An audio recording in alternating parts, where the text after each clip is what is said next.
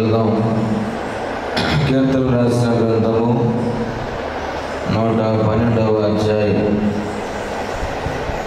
Bible మోయటానికి కూడా శక్తి లేకుండా పోయింది. మీకు బోనం మోయటానికి ఉంది చేతులు, కానీ బైబిల్ మోయటానికి చేతులు లేవు మనకి. అలాంటి దుస్థితమైన పరిస్థితులు రాబోయే రోజుల్లో మనం చూస్తూ ఉంటున్నాం. కాబట్టి దేవుడి దగ్గరికి వెళుతున్నాం, మందిరం దగ్గరికి వెళ్తున్నాం అంటే బైబిల్ పెట్టుకోండి. బైబిల్ నేను బ్రతికిస్తుంది. ఇప్పుడు నీ చేతులు ఇప్పుడు బైబిల్ లేకపోతే నిన్ను బ్రతికించేది బైబిల్ అని గుర్తుపెట్టుకో. ఫోన్లో మనం బ్రతికించదు. దాని ద్వారా చదవాలి, బైబిల్ చదవాలి, ఫోన్లే ఉందనుకుంటాం. కానీ ఫోన్లో ఉన్న బైబిలే నీ మనసులో ఉండాలి. అది నేను బ్రతికిస్తుంది. దేవరాత్రులు తను చదువుతూ ఉంటేనే కదా అది మన హృదయంలోనే కానీ మనసులో కానీ నివాసం చేస్తుంది. Praise the Lord. 112వ కీర్తన మొదటి వచనం. యెహోవాను స్తుతించుడి, యెహోవా యందు భయభక్తులు కలిగిన వాడు ఆయన ఆజ్ఞలను బట్టి అధికముగా ఆనందించేవాడు ధన్యుడు. వారి సంతతి వారు భూమి మీద బలవంతులగుదురు.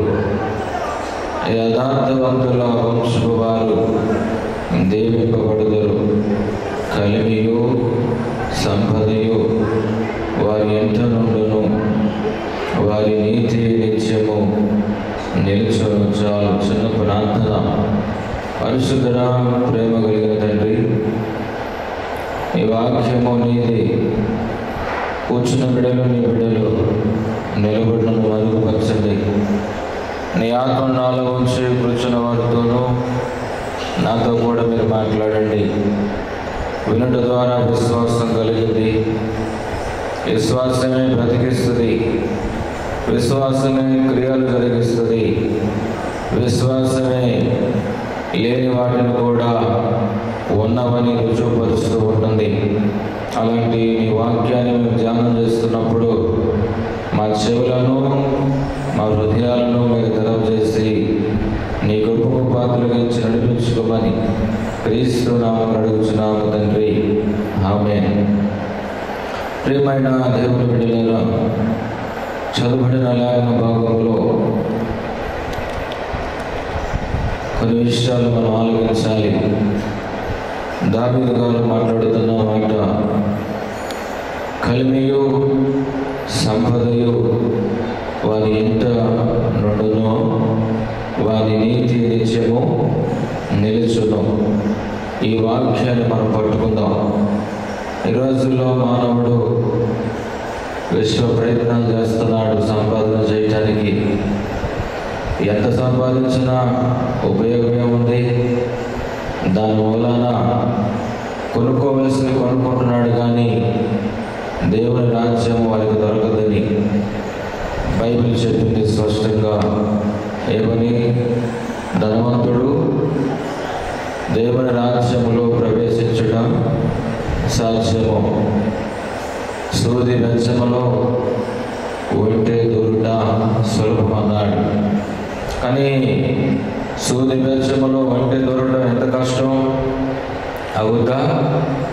అసాధ్యమేనా? చెప్పాలి. అసాధ్యమేనా? సాధ్యమేనా? అసాధ్యమే. నీవు కూడా అంతే. కలిమియు సంపద, ఈ రెండిట్ల మీద మానవుడు ఎక్కువగా ధ్యాస కలుగుతున్నాడు. బైబిల్ చెప్తుంది ఏమిటంటే, ధనం మూలాన ఎప్పుడు కూడా దేవుని రాజ్యాలకు వెళ్ళడం అసాధ్యం. కాబట్టి ధనం మీద ఎక్కువగా ఆశ ఉండకూడదు. సంపద మీద ఎక్కువగా ఆశ ఉండకూడదు. కానీ బైబిల్ చెప్తుంది ఏమిటంటే, ఈ రెండు నీ ఇంట్లో ఉంటాయి అని బైబిల్ చెప్పింది. ఏ రెండు? చదవండి. కలిమియు సంపదయు వాని ఇంట నుండను చాలు. చదువుకున్న లేఖన భాగంలో కలిమియు సంపద అంటే వస్తూ ఉంటుంది, తరిగిపోతూ ఉంటుంది, వస్తూ ఉంటుంది, తరిగిపోతూ ఉండాలి. వచ్చిన దాన్ని వచ్చినట్లుగానే ఇంట్లో పెట్టుకోకూడదు, అది బయటికి పంపించాలి.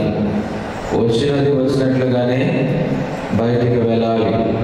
ఒక సందర్భంలో ఒక ఆయన కష్టదినాల్లో ఉన్నప్పుడు సుమారుగా 100 ధాన్యము బియ్యం 100 బస్తాలు వేశారట. వేసినప్పుడు నాన్నగారు శిష్యులందరినీ పిలిచి, సేవకులందరినీ పిలిచి విందు చేసి ఒక్కొక్కరికి, ఒక్కొక్క పాస్టర్ గారికి ఒక్కొక్క బియ్యం బస్తా ఇచ్చి పంపించేశారు. తీరా వారానికల్లా ఇంట్లో బియ్యం ఏమీ లేవు. మళ్ళీ ప్రార్థన చేయమను, మళ్ళీ దేవుడు బియ్యం అనుగ్రహించబడడు.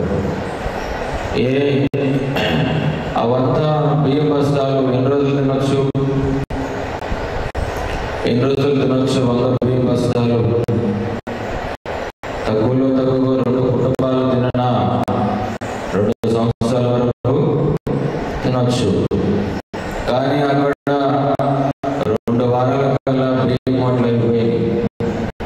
అప్పుడు నేర్పించిన పాట ఏమిటంటే వచ్చినది వచ్చినట్లుగానే దానికూడదు, అది వచ్చినట్లుగానే బయటికి పంపించాలి. అప్పుడే మన ఇంట్లో ఏమేమి ఉంటాయటో చదవండి.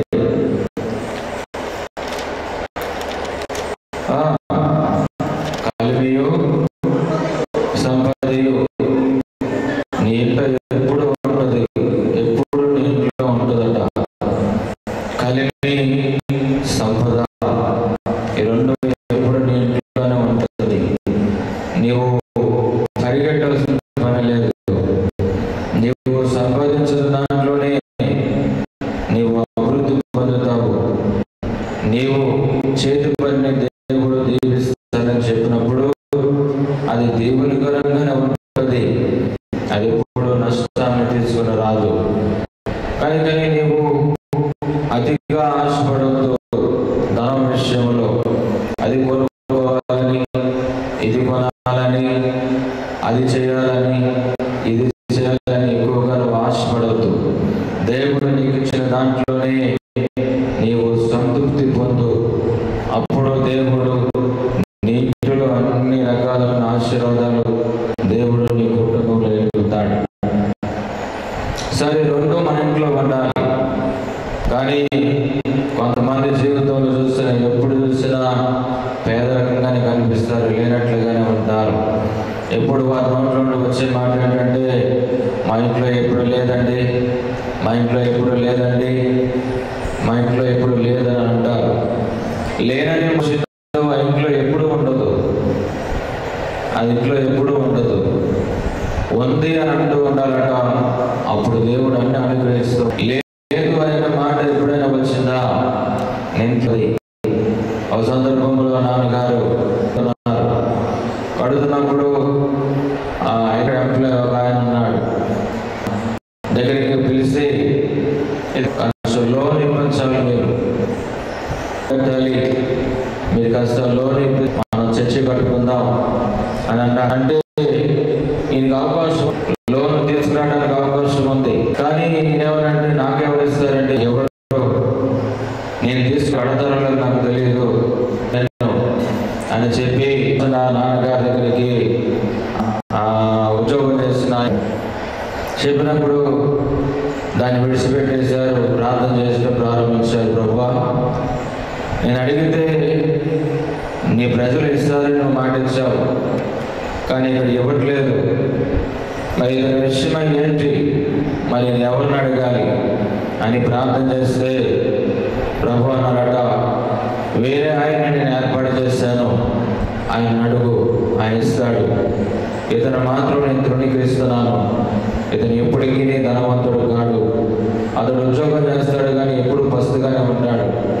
కారణం ఏమిటంటే నీవు అడిగినప్పుడు అతడు ఇవ్వలేదు, కాబట్టి ఎప్పుడు బస్తుగానే ఉంటాడు అని మాట నాన్నగారికి దేవుడు చెప్పాడట. ఇప్పటికీ ఆయన బ్రతికే ఉన్నాడు. 80 సంవత్సరాలు ఆయనకి ఇంటిలో ఎప్పుడు కూడా భయంకరమైన వ్యాధులు, జబ్బులు, అనారోగ్యాలు. ఎవరు ఇంట్లో ఉండరు, ఆయన ఒక్కడు మాత్రమే ఉంటాడు. ఆహారం పెట్టిన వాళ్ళు ఉండేవారు లేరు, వంట వండిన వాళ్ళు లేరు, బయటకు తీసుకున్న వాళ్ళు లేరు, కనీసం బాత్రూమ్ తీసుకెళ్ళి కూడా లేరు. అలాంటి స్థితి ఇప్పటికీ దేవుడు అనుగ్రహించాడు. ఎప్పుడైనా ఒకసారి కనిపిస్తే, అయ్యా ఒక సందర్భంలో ఈ విధంగా మీ నాన్నగారు చెప్పారు, ఆనాటి నుండి నేటి వరకు కూడా నేను ఇదే పరిస్థితుల్లో ఉన్నాను. ఆ రోజే ఇచ్చుకుంటే నేను నా జీవితంలో ఎప్పుడో బాగుపడేవాడిని, కానీ నేను ఇవ్వలేకపోయాను. ఆ రోజు చెప్పింది ఏమిటంటే, నాన్నగారు నా సొంత పని గురించి అడగలేదు, కానీ మందిరం కట్టడానికి అడిగారు. అది నేను ఇవ్వలేకపోయాను. అప్పుడు నాకు అవకాశం ఉంది తేటానికి, ఇవ్వడానికి, కానీ నేను తేలేకపోయాను. ఆ రోజు నాకు అన్న మాట ఈ రోజు కూడా నా జీవితంలో నెరవేర్చబడుతుంది. కన్నీటితో ప్రతి దినము ఏడుస్తూ ఉన్నాను. ధనం ఉంది కానీ భోజనం పెట్టేవారు లేరు, ధనం ఉంది కానీ ఆహారం పెట్టేవారు లేరు, ధనం ఉంది కానీ భోజనం వండేవారు లేరు, ధనం ఉంది కానీ బట్టలు ఉతికేవారు లేరు. ఇలా ధనం ఉంది కానీ హాస్పిటల్ చూపించిన వాళ్ళు లేరు, ధనం ఉంది కానీ ప్రయాణాలకి సహకరించేవారు లేరు. ఆ రోజుల్లో ధనము, ఆ రోజుల్లో ఉద్యోగం, ఆ రోజుల్లో ధనము, ఆ రోజుల్లో సంపదను చూశాను, కానీ నా దేవునికి ఏది అవసరమో నేను ఇవ్వలేకపోయాను సమయానికి. కనుకనే ఆ రోజు నన్ను దేవుడిని విడిచిపెట్టేశాడు. కలిమి ఉంది, సంపద ఉంది, కానీ నా జీవితంలో ప్రయోజనం లేకపోయింది అని ఆ సేవకుడు ఇప్పటికీ చెబుతానే ఉంటాడు. మేము కనిపించినప్పుడల్లా ఆ ఇంటికి ఎప్పుడల్లా కనుకని ఉన్నదాన్ని చెప్పుకోవడం కాదు, అవసరానికి ఉపయోగపడాలి. అంటే నీ దగ్గర ఉన్నదాన్ని ఎక్కడికి పెట్టాలి? తీసుకుని వెళ్ళి ఎక్కడ పెట్టాలి? నీ దగ్గర ఉన్నది ఎక్కడికి పెట్టాలి? చెప్పాలి మీరే. మీ దగ్గర ఉన్నదాన్ని ఎక్కడ పెట్టాలి? దేవుని దగ్గర పెట్టాలి. దాన్ని ఆశీర్వదిస్తాడు దేవుడు. ప్రైజ్ ది లార్డ్, హల్లెలూయా. అప్పుడు మీ ఇంట్లో ఏముంటుంది? కలిమి, సంపద ఎప్పుడు ఉంటుంది మీ ఇంట్లో. ఏ రోజు కూడా మీ ఇంట్లో అనారోగ్యాలు రావు. మీ ధనం ఎప్పుడు కూడా హాస్పిటల్కి పాలవదు. మీ ధనం ఎప్పుడు కూడా జబ్బులకి పాలవదు. మీ ధనం ఎప్పుడు కూడా దుర్వ్యసనాలకి పాలవదు.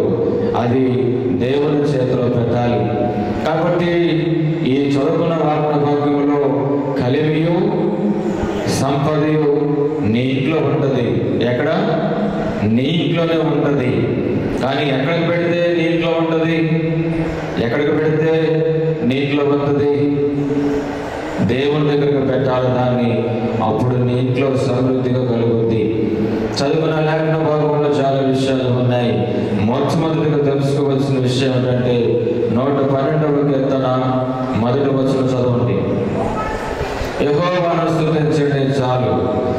ఎవరింట్లో కలిమియు సంపద ఉంటుందంటే దేవుణ్ణి స్తుతించే వారింట్లో సంపద కలిమి ఉంటుంది. ఎవరింట్లో? దేవుణ్ణి స్తుతించే వారింట్లో ఉంటుంది. నీ ఇంట్లో స్తుతి ఉందా? దేవుడు నీకు ఇచ్చే దాంట్లో స్తుతిస్తున్నావా? నీ ఇంట్లో సంపద ఉంటుంది. నీ ఇంట్లో కలిమి విస్తరిస్తూ ఉంటుంది. దేవుడు చెప్పిన మాట ఎప్పుడూ నెరవేరుతూ ఉంటుంది. నీ ఇంట్లో స్తుతి ఉందా? స్తుతి ఉందా? దీన్నే ఇంగ్లీష్లో ఏమన్నాడంటే ప్రైజ్ ది లార్డ్ అన్నారు. దీన్ని ఇంగ్లీష్లో ఏమన్నారంటే ప్రైజ్ ది లార్డ్. అంటే మనం ఏదైనా ఒక వ్యక్తిని మాట్లాడడానికి వెళ్ళినప్పుడు ఏమంటాం? Praise the lord brother, praise the lord sister అని అంటాం. అంటే దాని ఉదాహరణ ఏమిటంటే దేవుణ్ణి స్తుతించుట, దేవుణ్ణి స్తుతించుట. ఎప్పుడైతే ఈ వచనం పలుకుతామో ఆటోమేటిక్గా మన ఇంట్లోనికి ఏమొస్తుంది? ఆటోమేటిక్గా మన ఇంట్లోనికి ఏమొస్తుంది? కలిమియు సంపద వస్తుంది. ఎప్పుడైతే నీవు ప్రైజ్ ది లార్డ్ చెప్పామనుకో, వెంటనే దేవుడు నిన్ను గమనిస్తూ ఉంటాడు. కాబట్టి నీ జీవితంలో ఎప్పుడు కూడా స్తుతించడం మానద్దు. ఏం చేయడం మానద్దు? స్తుతించడం మానద్దు. స్తుతించడం చాలా గొప్ప విషయము. ఆ రోజుల్లో మనకు కాస్త ఆలోచన చేస్తే ప్రకటన రాసిన గ్రంథంలో కనిపిస్తుంది. ప్రకటన రాసిన గ్రంథంలో కనిపిస్తుంది చూడండి, ప్రకటన రాసిన గ్రంథము 13వ అధ్యాయమా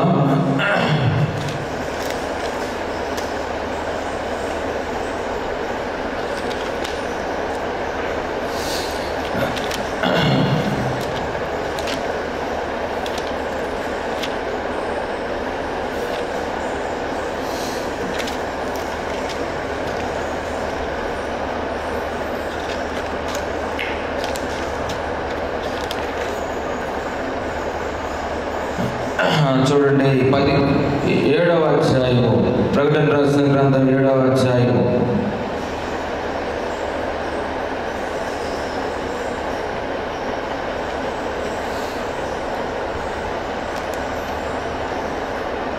9వ వచనం చదువుకుందాం. 7వ అధ్యాయము 9వ వచనం.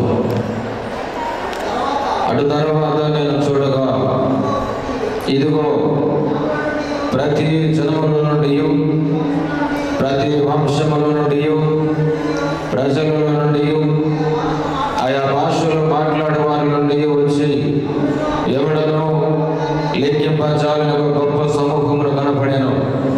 వారి తెల్లని వస్త్రములు ధరించుకున్న వారి ఖర్జూరపు మంటలు చేత పట్టుకుని సింహాసన ఎదుటను గొర్రెపిల్ల ఎదుటను నిలబడి, సింహాసనాసీనుడైన మా దేవునికి గొర్రె పిల్లకును మా రక్షణ అయి స్తోత్రమని మహాశబ్దంతో వెలుగెత్తి చెప్పిరి. దేవదూతలందరూ సింహాసనం చుట్టూను పెద్దల చుట్టూను ఆ 4 జీవుల చుట్టూను నిలబడి ఉండేది. వారు సింహాసనం ఎదుట సాష్టాంగపడి, ఆమేన్, యుగయుగముల వరకు మా దేవునికి స్తోత్రమును మహిమయు జ్ఞానమును కృతజ్ఞతాస్తుతియు ఘనతయు శక్తియు బలమును కలుగును కాకని చెప్పుట దేవునికి నమస్కారం చేసిరి. ఆమేన్. చదువుబడిన లేఖన భాగములో ఆయా భాషలు మాట్లాడే వారి నుండి, ప్రజలు జనాంగముల నుండి దేవుడు సమకూరుస్తాడట. ఎవరిని సమకూరుస్తాడు? వీరందరూ ఏమి చేయాలని సమకూరుస్తున్నాడంటే, దేవుని ఎదుట నిలబడి నిత్యము దేవునికి స్తోత్రం, నిత్యము దేవునికి స్తోత్రం, నిత్యము దేవునికి స్తోత్రం, నిత్యము దేవునికి స్తోత్రం అని అంటూ ఉంటారట వీళ్ళు. ఈ ప్రజల్లో నుండి దేవుడు కోరుకుంటున్నాడట, నిత్యము దేవునికి స్తోత్రం ఎవరైతే చేస్తున్నారో వారిని మాత్రమే నిత్యరాజ్యములకు తీసుకుని వెళతాడు, మిగిలిన వారిని విడిచిపెడతాడు. నువ్వు ఏ పరిస్థితుల్లో ఉన్నావు? నీ జనాంగం ఏమిటి? నీ పరిస్థితి ఏమిటి? నీ దేశం ఏమిటి? నువ్వు ఏ ప్రాంతంలో ఉన్నావు? దేవుడు అన్ని చూస్తాడు. అన్నిటిలో చూసే దేవుడు అంటే దేవునికి స్తోత్రము. హల్లెలూయా, ప్రైజ్ ది లార్డ్. ఏం చూస్తున్నాడు? దేవునికి స్తోత్రము చెల్లించడం చూస్తున్నారు. కాబట్టి స్తుతించడం చాలా ప్రాముఖ్యమైనది. స్తుతించడం చాలా ప్రాముఖ్యమైనది. ఒక సందర్భంలో జనసమూహము ఇలాగే అరణ్య ప్రాంతంలోకి వెళ్ళినప్పుడు 3 దినాలు అయిపోయింది. ఆ స్థలంలో వారికి తినడానికి ఏమీ లేదు. శిష్యులను పిలిచాడు, వీరు తినడానికి ఏమైనా తీసుకుని రండి అంటే వీళ్ళు అంటున్నారు, అయ్యా మా దగ్గర ఏమీ లేదన్నట్లుగా ఉండిపోతే ఎప్పుడు చూసుకోండి. ఎవరైనా ఏదైనా అడిగారు అనుకోండి, ఇవ్వటం నేర్చుకోండి మీ దగ్గర లేకపోయినా. సంసోనయ్య గారు నాన్నగారు చెప్పింది ఏమిటంటే, పచ్చడి వేసుకున్నాను మేము తింటాం, కానీ వచ్చిన వారికి మాత్రమే భోజనం వండుకోకుండా పెట్టుకోకుండా మేము పంపించమంటారు. ఇలాంటి సందర్భాలు చాలా ఉంటాయి. నీ దగ్గర ఏది ఉన్నా లేకపోయినా నీకు ఎవరైనా వస్తారనుకోండి, నీ దగ్గరికి తీసుకొచ్చి వారికి పెడితే నీవు కొంచెమైనప్పుడు కూడా దేవుడు విస్తారంగా ఆశీర్వదిస్తాడు. Praise the lord, hallelujah.